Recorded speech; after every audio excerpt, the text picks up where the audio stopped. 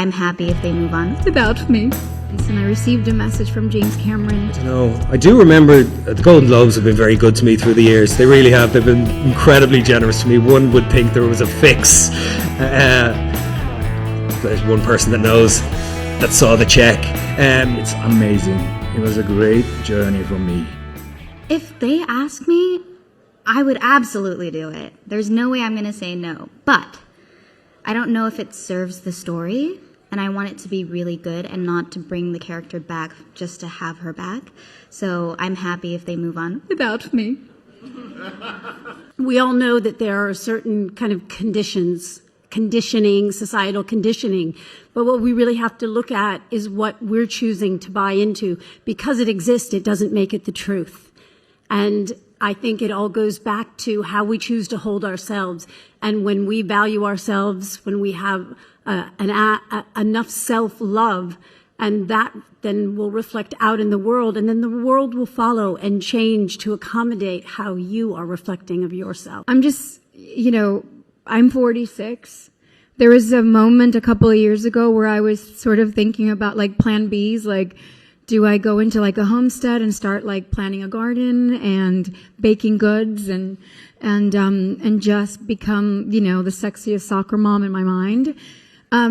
But the truth is I'm an artist through and through, and I need to create every day. If not, I just don't know what I can do. I don't know why I'm here. And that's how my loved ones can get the best of me, is when I am allowed to create. So I'm indebted to filmmakers like Jack Odiard, that after conversations and auditions and promises that I can do something, they really decide to bet on me. And it works. I was sitting in the audience and I received a message from James Cameron, who's, somewhere in New Zealand right now, cutting Avatar, Fire and Ash.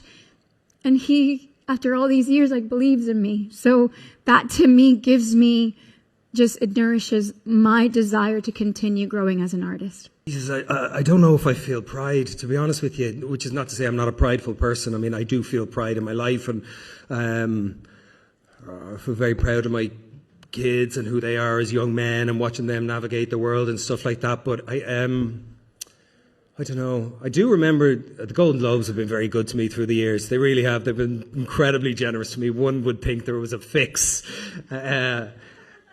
There's one person that knows, that saw the check. No, they've been really good to me. And I do remember the first time that I stood up here and spoke to the press after being given a Golden Globe Award for In Bruges. And that was a big one. But even then, I remember in the interview being asked,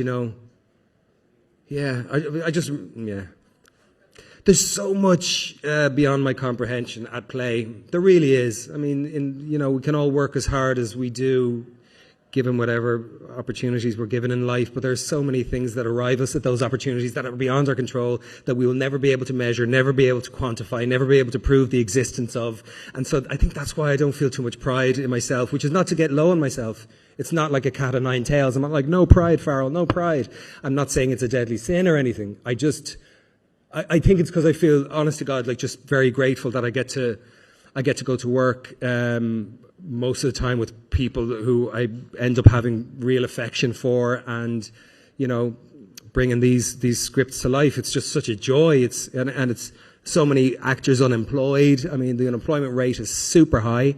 So it's just gratitude more than pride. Yeah. Without a doubt, the man in orange, right? Donald Trump, definitely the hardest. And that is not to diminish why I'm up here right now talking to you. I think this in itself was really difficult. It was a big risk in terms of what it speaks to, and trying to walk into somebody else's shoes who has neurofibromatosis like Adam Pearson.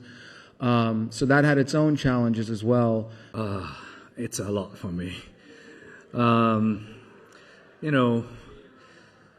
I grown up in Japan and then started from child actor when I was 5 years old. So I had a lot of mentors or great directors. I learned a lot. And then after that, 40 years later, I came to Hollywood and then spent 20 years. Again, I worked with great filmmakers and actors. I learned a lot from them. So I put all my experience in my life put into Shogun, and Shogun brought me here. It's amazing. It was a great journey for me. Yes, I did. No, yes, I said I was her number one fan. Lol. Everyone who sees Misery will know what that means. But yes, so she, and she's just the best. So it really meant extra much that she was the person who read out my name and gave me this. So yeah, it was lovely. Yeah. So move around. Yes, I think because there was a Central Station with my mother 25 years ago. I don't know, in Brazil, people took it like personally. It is something very patriotic that's happening in Brazil with this film. I wish, I don't know, I'm so happy. I would like to say that the Golden Globes make Brazil a very happy country with this award today. We are like really celebrating over there, and I'm very proud to be one of the reasons for that. And I'm also proud that this award came, I mean, with Walter involved, and also Eunice Paiva, this woman who is really moving the whole thing, I think.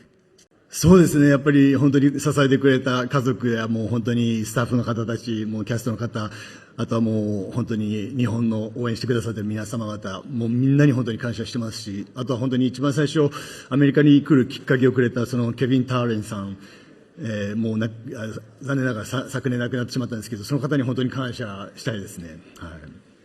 So to answer the first portion of your question, yes, I definitely would love to thank my family, the cast and crew of Shogun, all the fans in Japan, everyone, and I would especially love to thank Kevin Turin, who passed away, I believe, in 2023.